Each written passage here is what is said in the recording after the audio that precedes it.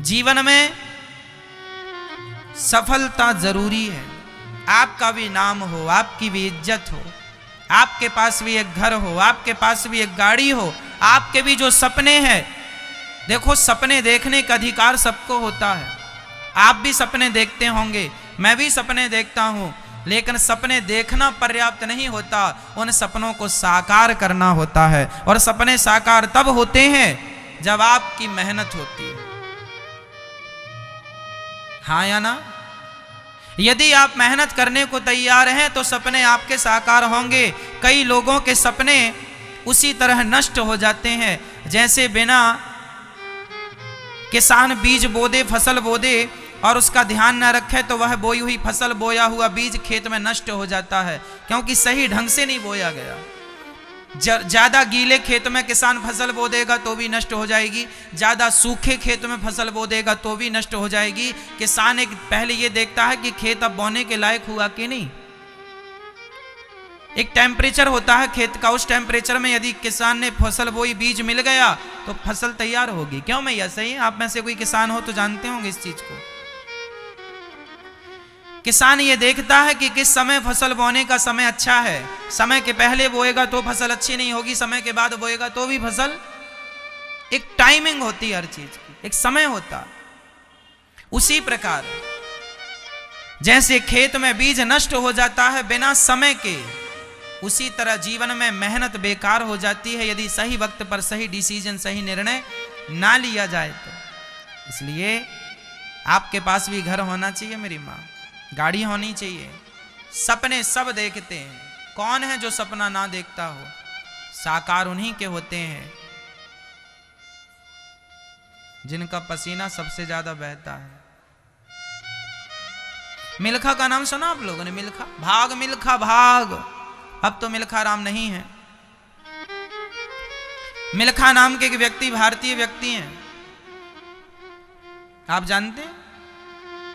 अभी कुछ दिन पहले, कुछ महीनों वर्ष पहले उनकी आयु पूरी हुई।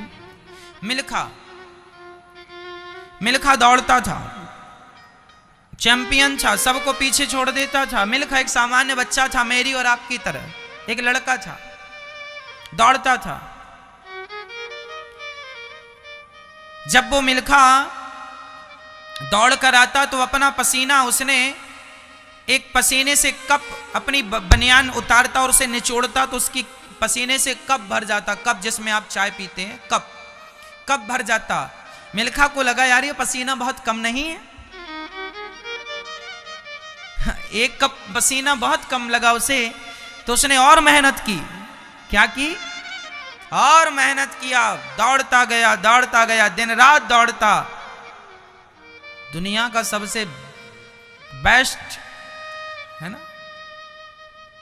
रेसर था, खूब तेज दौड़ता, उसके जैसा कोई नहीं था।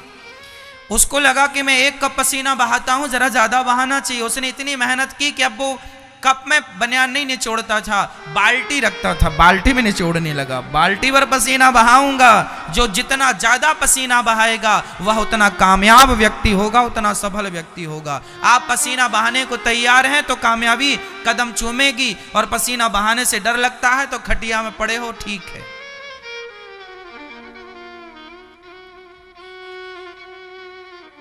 पसीना बहा सकते हो तो सपने भी देख लेना, और पसीना बहाने से डर लगता है तो सपने देखना फिर तुम्हारा बेकार है। फिर तुम्हारे सपने भी वैसे ही व्यर्थ हैं जैसे बिना समय के बोई हुई खेती व्यर्थ है, बिना समय के बोया हुआ बीज व्यर्थ है। उसी तरह स्वप्न भी व्यर्थ है, बेकार है। सुखदेव भगवान कहते हैं कि जीवन में हमें इतना परिश्रम कर लेना चाहिए कि संसार का सुख भी मिल जाए, संसार की प्रतिष्ठा, पदवी, इज्जत भी मिल जाए, और भगवान के लिए भी पसीना जरा बहा लेना तो भगवान भी मिल जाए, फिर तो धरती में आना सब प्रकार से सफल। मेहनत इतनी करना कि भगवान भी मिल जाए। देखो, हम सीढ़ियों से चढ़ते छत में जाते हैं। पहली सीढ़ी चढ़ ली, दूसरी चढ़ ली, तीसरी, चौथी, पांचवी, छठी, सातवीं। सीढ़ी चढ़ने का उद्देश्य क्या है?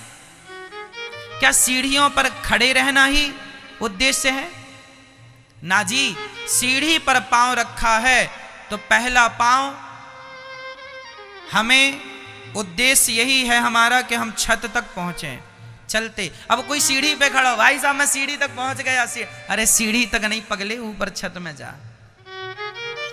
तो मान बढ़ाई, पद प्रतिष्ठा, पैसा, ये आपने पा लिया, ये सब सीढ़ियां हैं। और भगवान को पा लिया तो छत मिल गया। परमात्मा को पा लेने के बाद छत मिल जाना। जीवन की हर सीढ़ी चढ़ना तब सफल है जब छत तक पहुंचा जाए। यदि तुमने पद प्रतिष्ठा पैसा ही पाया और भगवान को नहीं पाया तो भी सब बेकार है। इसलिए सबको पाते हुए, सब अनुभव समेटते हुए हमें अंतिम मुकाम है परमात्मा के द्वार तक जाना, भगवान को प्राप्त करना। हे नाथ, मैं आपको कभी भूलू नहीं, पर याद रखना भगवान की भक्ति करने के पहले बहुत पैसे कमा लेना, कामयाब हो जाना। और बिना कामयाब के भजन करोगे तो जमाना कहेगा निठल्ला, काम धाम हुआ नहीं सो माला लिए बैठ गए। क्यों जी?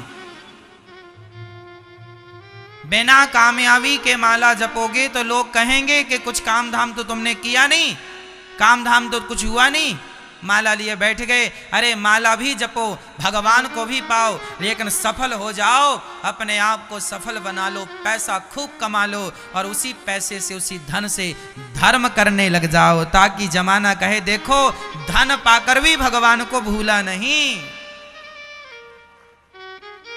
भगवान को भी पाना है, अंतिम सीढ़ी वही है, ईश्वर। पर जीवन में कामयाबी भी जरूरी है, धन जरूरी है। धन नहीं होगा तो धर्म नहीं होगा, बिना धन से धर्म नहीं होता।